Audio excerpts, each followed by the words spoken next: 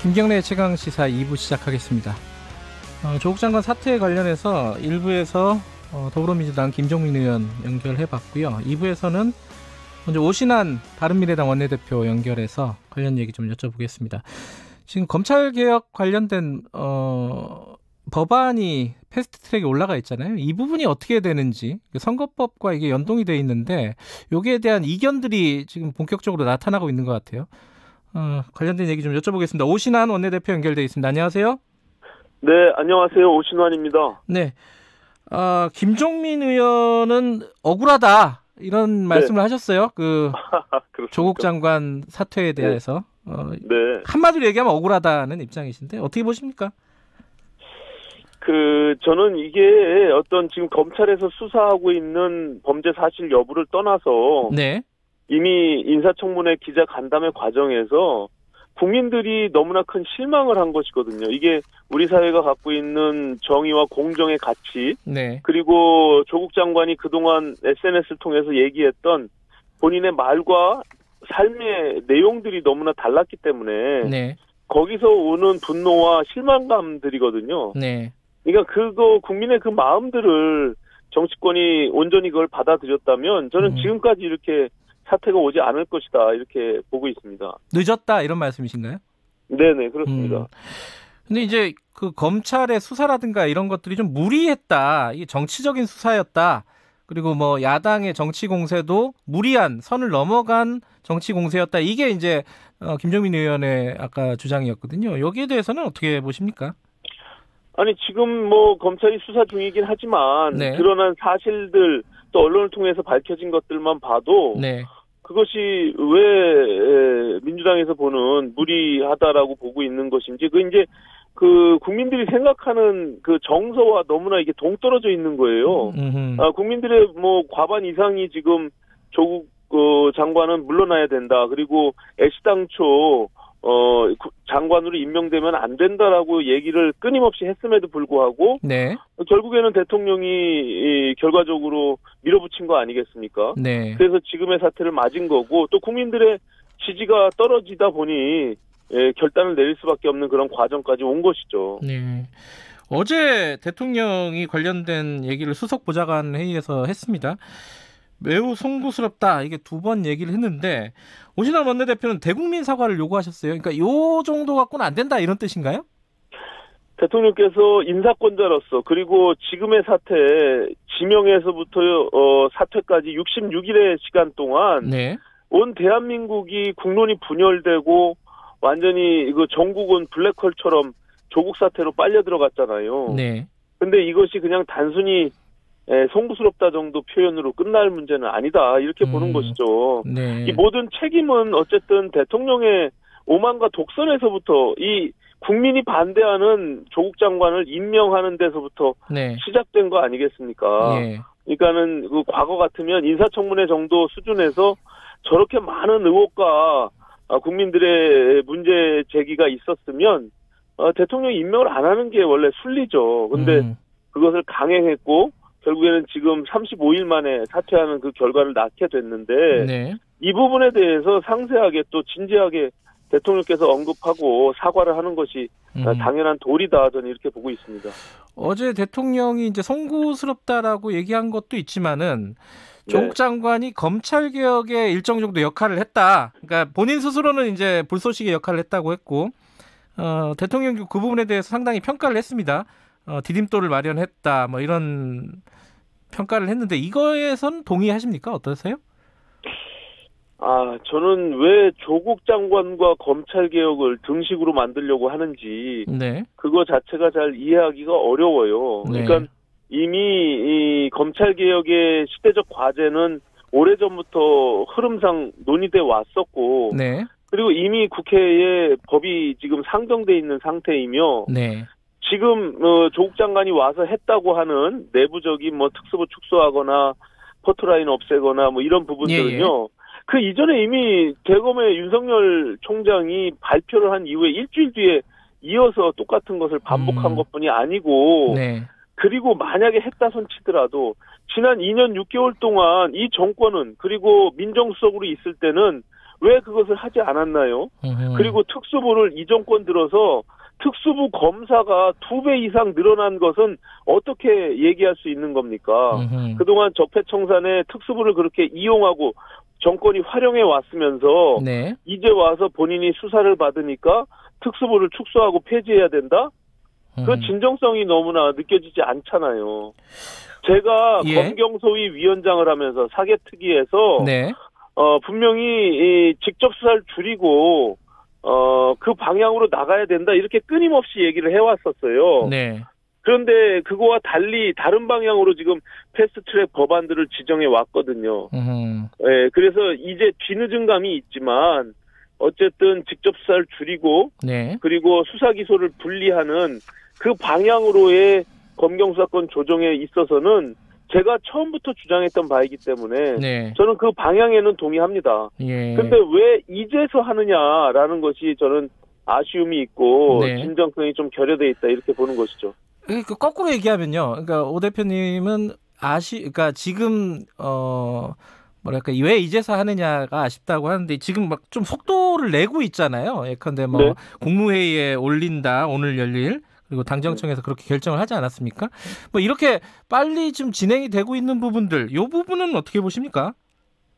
아니 그것은 뭐 당연히 할 수 있는 문제라고 생각합니다. 그리고 네. 그 이전에 박상기 법무부 장관이 네. 시작 취임부터 임기 2년 2개월 동안 본인이 끊임없이 주장했던 것이요. 네. 포토라인과 심야 수사 그리고 강압 수사 없애겠다.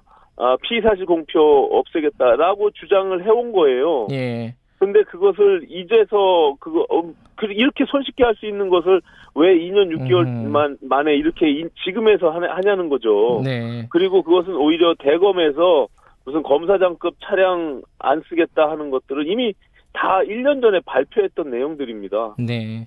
네. 이 조국 장관 사태가 이 검찰 수사, 지금 가족 관련 가족들 수사하는 거에 영향을 어떻게 미칠까요? 좀 예상을 해보신다면 어떻습니까? 저는 처음부터 네. 이 검찰 개혁은 검찰 개혁 나름대로 해야 되고 네. 또 조국 장관 및 가족에 대한 수사는 수사다 별개로 얘기를 해왔기 때문에 저는 실체적 진실을 밝히는 검찰의 역할로서는 이제는 자연인의 신분으로서 조국 장관도 당당하게 네. 수사를 받을 필요가 있고요. 네. 어떤 특혜 시비 없이 이제는 검찰이 명명백백히 네. 진실을 밝혀야 된다. 저는 이렇게 보고 있습니다. 예. 근데 애초에 이제 청문회 과정에서 압수수색 들어가고 기소하고 이런 것들이 검찰의 정치적인 수사였다. 정치적인 행위였다. 정치에 개입한 거였다. 이런 비판들이 있었는데 이 부분에 대해서는 전혀 동의하지 못하시는 것 같아요. 그죠? 시각이 좀 다를 수 있는데요. 네.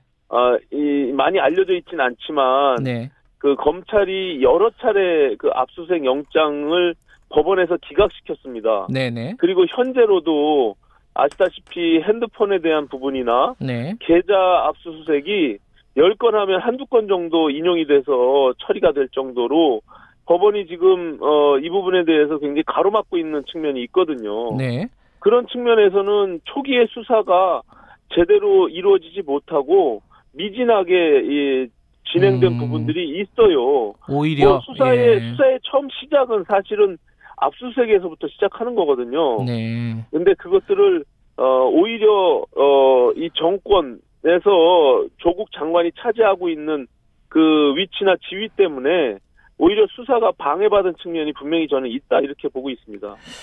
근데 이 지금 의혹들, 가족들과 관련된 의혹들이 수사 결과 대부분 사실로 드러나지 않게 된다. 이러면은 윤석열 장관 거취 문제가 얘기가 나올 수밖에 없지 않겠습니까? 어떻게 보세요? 검찰의 수사가 이제 그 결과로서 네. 그걸 말해주겠죠. 그래서 일단 부인과 네. 여러 가지 지금 나왔던 실체적 진실들이 어떻게 밝혀질 것인지 네. 그거는 수사 결과를 좀 지켜봐야 될 것 같습니다. 예, 결과는 지켜봐야 된다. 네. 지금 그 동반 퇴진 이런 얘기도 그 전에 있었어요. 윤석열 총장하고 조국 장관. 네. 이런 얘기들에 대해서는 어떻게 보세요?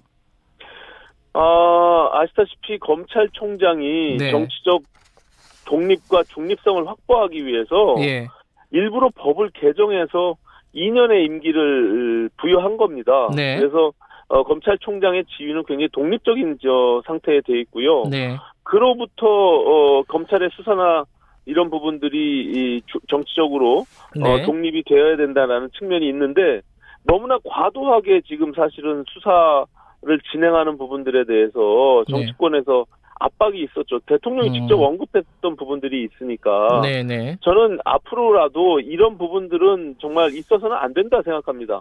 이게 검찰이 정치 검사로서 잘못된 방향으로 악용되는 것들도 사라져야 되지만 네. 정치권이 나쁜 의도로 이 검찰 권력을 악용하는 것도 저는 사라져야 된다고 보거든요. 네. 예, 그런 측면에서는 저는 검찰개혁의 핵심 중에 또 다른 한 부분은 네. 정치 권력으로부터 검찰의 수사가 독립적으로 중립적으로 확보되는 부분들. 네. 이것도 우리가 한번 이번 차제에 논의가 돼야 된다 이렇게 생각합니다. 아까 말씀하셨는데 사실 검찰 개혁이나 이런 부분들은 국회에서 계속 진행되고 있습니다. 패스트트랙에 올라가 있고. 그런데 네. 지금 더불어민주당이 선거법 말고 사법개혁안, 그러니까 검경 수사권 조정안이나 공수처법 이런 것들을 먼저 처리하자는 입장을 내비쳤습니다. 이거에 대해서는 어떻게 생각하세요? 제가 어제도 정론관에서 일단 기자회견을 했는데요. 네네. 6개월 전에 당시에 여야 4당이 합의문을 서명한 부분들이 있습니다. 네. 이미 만천하에 알려져 있는 바와 같이 왜 패스트트랙이라는 것이 진행됐는지는 민주당과 나머지 야 3당이 입장들이 서로 조금 달랐잖아요. 네. 그것을 서로 맞교환한 겁니다. 정치개혁이라는 것과 사법개혁을. 네. 그래서 본회의 처리할 때 같은 날에 선거법을 선처리하고 네. 그 이후에 공수처법과 검경수사 조정법을 예. 후처리한다라는 것을 합의한 게 있어요. 예. 근데 그것을 합의를 원천적으로 깨버리면 네. 그 난리를 피면서 6개월 전에 패스트트랙을 한 이유가 네. 도대체 어디에 있겠습니까? 그러니까 저는 그것은 합의를 원천적으로 먼저 선행해서 깬다는 것은 네. 패스트트랙을 원천 무효로 선언하는 것과 마찬가지다. 국회는 또 혼란이 올 것이다. 이렇게 보고 있습니다. 재론의 여지가 없다는 말씀이신가요? 논의해 볼 수는 없나요? 혹시 그 부분은? 네네. 저는 그 부분은 예. 약속을 지켜나가는 것이 중요하다고 보고요. 예.